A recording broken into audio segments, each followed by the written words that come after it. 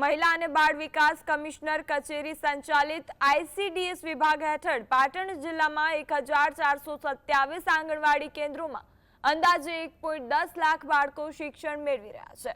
3 થી 6 વર્ષના બાળકોના સર્વાંગી વિકાસ માટે ચાલતી આ આંગણવાડીઓમાંથી 1107ના જ પોતાના મકાનો છે, જ્યારે 320 કેન્દ્રો ભાડાના કે અન્ય વૈકલ્પિક સ્થળોએ ચાલે છે।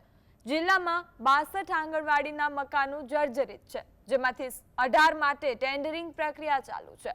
હાલ 132 નવા મકાનોનું બાંધકામ પ્રગતિ હેઠળ છે।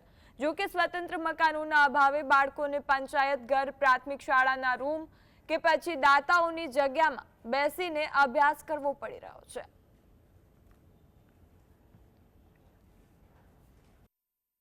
अपना पाटण जिला अंदर 1427 आंगणवाड़ी केन्द्रों है मंजूर थयेला। ते पैकीमां 1107 तो पोताना मकान है सरकारी, बाकी रह्या 320 केन्द्र। ते पैकीमां 211 आयोजन थई गयुं छे। बाकी जे 109 केन्द्र रहे छे एनामां 100 आंगणवाड़ी केन्द्रनी अंदर शहरी विस्तार होवाथी जमीन प्रश्न है।